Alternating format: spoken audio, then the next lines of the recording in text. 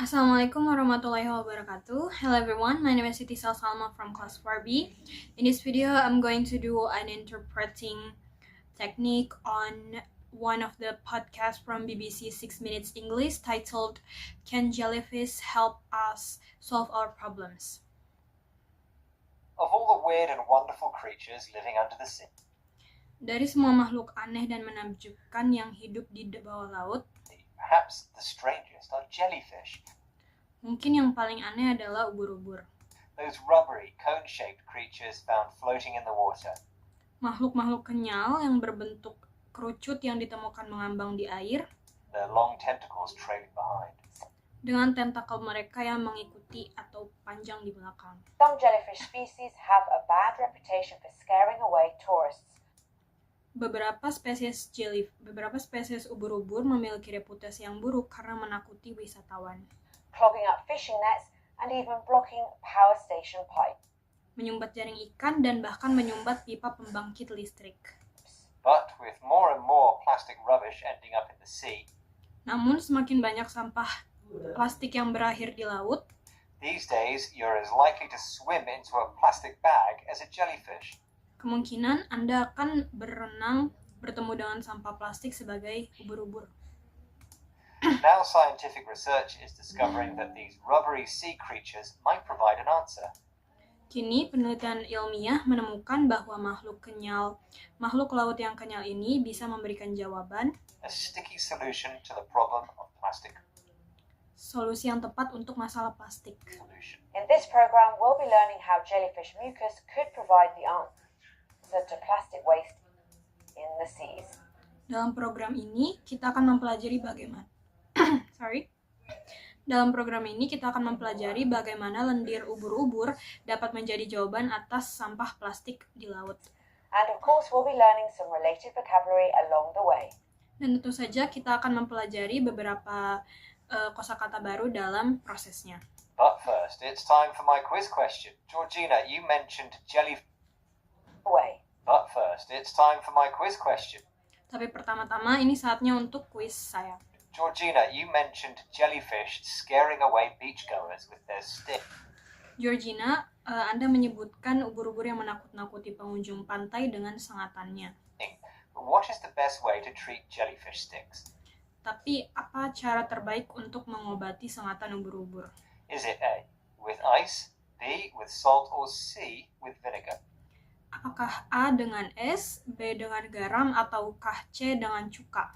Well, Neil, I have been stung by a jellyfish before, Neil, saya pernah disengat oleh ubur-ubur sebelumnya. and I think the best way to treat them is C, with vinegar. Dan saya pikir cara terbaik untuk mengobatinya adalah dengan C, menggunakan cuka. Okay, Georgina, we'll find out later if that's right. Oke, Georgina, kita akan cari tahu nanti apakah itu benar. Now, as I mentioned, in recent years, tiny pieces of plastic called Yang seperti sudah saya sebutkan, di tahun akhir-akhir ini, potongan-potongan kecil plastik microplastic yang disebut mikroplastik have been a significant problem for the world's seas and oceans. telah menjadi masalah yang signifikan bagi laut dan samudera dunia. They've been found all over the world, in Arctic ice, at the bottom of the sea, Mereka telah ditemukan di seluruh dunia, di es Arktik, di dasar laut, even inside animals, including humans. bahkan di dalam binatang termasuk manusia. Slovenian scientist Dr. Anna Rotter heads Go Jelly, Ilmuwan Slovenia, Dr. Anna Rotter yang mengepalai Go Jelly, a European research team of jellyfish ecologists, tim peneliti ahli ekologi ubur-ubur dari Eropa yang menyelidiki masalah ini. looking into the problem. Here she is speaking to BBC World Service program People Fixing the World. Di sini dia berbicara dalam program BBC World Service People Fixing the World. Microplastics, plastics in general, Mikroplastik, secara umum plastik, are being an increasing problem. They're everywhere.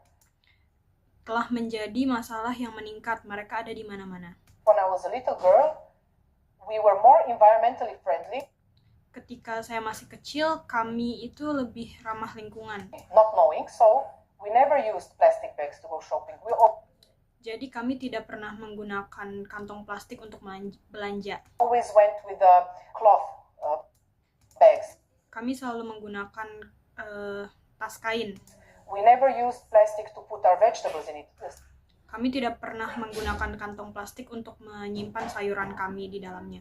Single-use spoons or forks and knives. This is Sendok, garpu, dan pisau sekali pakai. for me something unheard of. When Bagi saya ini adalah sesuatu yang tidak pernah saya I was a dengar little girl. ketika saya masih kecil. Dr. Rotter says when she was a child, people were more environmentally friendly. Dr. Rotter bilang ketika dia masih kecil, orang-orang di sekitar itu lebih ramah lingkungan, Not harmful to the environment or having the least possible impact on tidak berbahaya bagi lingkungan, atau memiliki dampak sekecil apapun itu untuk lingkungan. it. At that time, there were very few single-use plastics. Pada saat itu, sangat sedikit penggunaan plastik yang sekali pakai. Plastic items like spoons and forks Plastik, benda-benda plastik seperti garpu dan sendok designed to be used just once, then thrown away. yang dirancang untuk hanya sekali digunakan lalu dibuang. Single-use plastic bags, for example, were unheard of. Kantong plastik yang sekali pakai itu tidak pernah terdengar. Surprising or shocking because they were not previously known about or commonly used. Mengejutkan karena sebelumnya mereka itu tidak digunakan atau diketahui banyak orang. The situation since then has changed dramatically. Situasinya sejak saat itu berubah secara dramatis. In fact, there's been such an increase in microplastics Faktanya telah terjadi peningkatan that mikroplastik. today the UN lists plastic pollution as one of the world's top environmental threats. Sampai hari ini, PBB mencantumkan polusi plastik sebagai salah satu ancaman paling besar di dunia. It's the jelly part of jellyfish, and Nah, itu adalah bagian jelly dari ubur-ubur, specifically their sticky jelly-like mucus that is key. khususnya lendirnya yang seperti jelly yang menjadi kuncinya. Here's Dr. Rotter again explaining more to BBC World Service program People Fixing the World. Berikut ini Dr. Rotter menjelaskan lagi dalam program BBC World Service People Fixing the World. The mucus, this is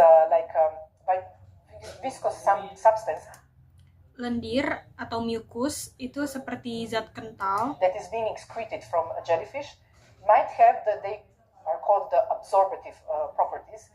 yang dikeluarkan dari ubur-ubur itu mungkin memiliki sifat penyerap. So it means that various particles, can attach to this mucus. Jadi partikel-partikel lain tersebut dapat menempel pada lendir ini. So could we use jellyfish and their mucus as a magnet for the microplastic particle? Jadi bisakah kita menggunakan lendir ubur-ubur ini untuk sebagai magnet untuk partikel mikroplastik? Jellyfish produce a thick, sticky liquid called mucus. Ubur-ubur menghasilkan cairan yang kental dan lengket yang disebut mucus atau lendir. Dr. Rotter has discovered that this mucus has strong absorptive properties. Dr. Rotter menemukan bahwa lendir ini memiliki sifat penyerapan yang sangat kuat. It can absorb, take in liquids and other substances and hold them in. Lendir ini dapat menyerap, mengambil cairan dan zat lain, dan juga menahannya. One of the substances jellyfish mucus absorbs are the particles that make up microplastic. Salah satu zat yang diserap lendir ubur-ubur ini adalah partikel yang termasuk dalam mikroplastik. By trapping these tiny pieces of floating plastic, the mucus acts like a magnet. Dengan menjebak potongan-potongan kecil ini, lendir tersebut bekerja seperti magnet. An object that attracts certain materials like metal, or in this case, microplastic waste. Objek yang menarik material tertentu seperti logam atau dalam kasus ini adalah mikroplastik. As rising sea temperatures and overfishing of their natural predators have boosted jellyfish numbers, Meningkatnya suhu laut dan juga penangkapan predator alami yang berlebihan telah meningkatkan jumlah ubur-ubur. this novel way of using their mucus couldn't have come at a better time. Cara baru ini untuk menggunakan lendir atau mucus tidak bisa datang pada waktu yang lebih baik. Dr. Rotter's research is still in the early stages, but Penelitiannya Dr. Rotter itu masih dalam tahap awal. it's hoped that jellyfish mucus could hold the key to a future free of microplastic polluted ocean.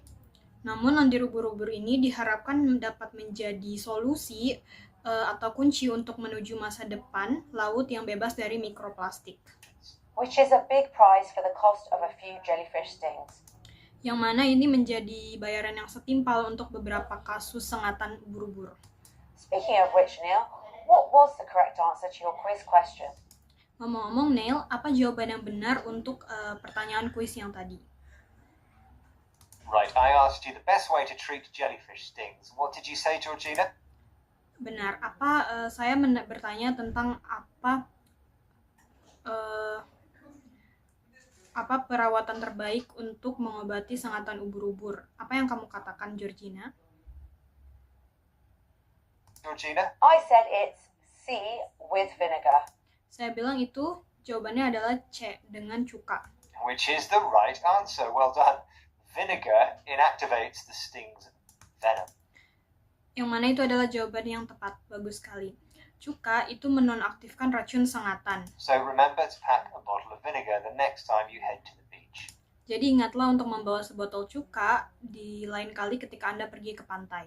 In this program, we've been hearing how scientists are using jellyfish mucus.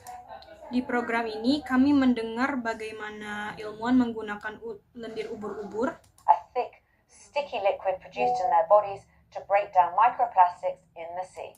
cairan kental dan lengket yang dikeluarkan oleh ubur-ubur untuk mengurai mikroplastik di laut.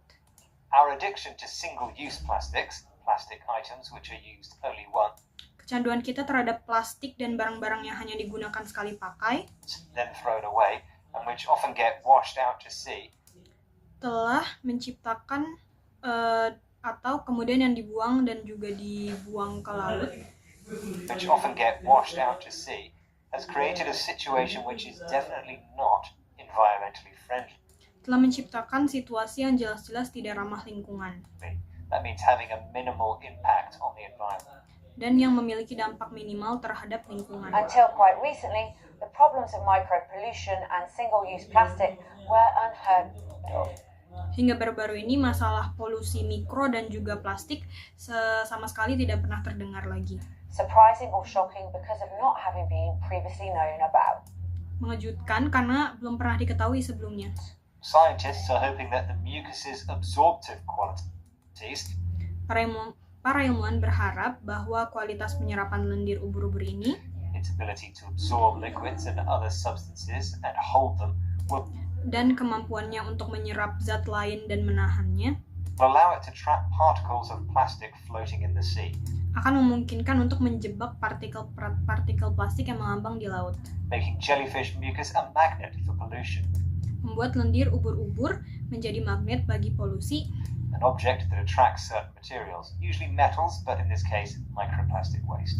benda yang menarik material tertentu seperti logam, tapi dalam kasus ini sampah mikroplastik.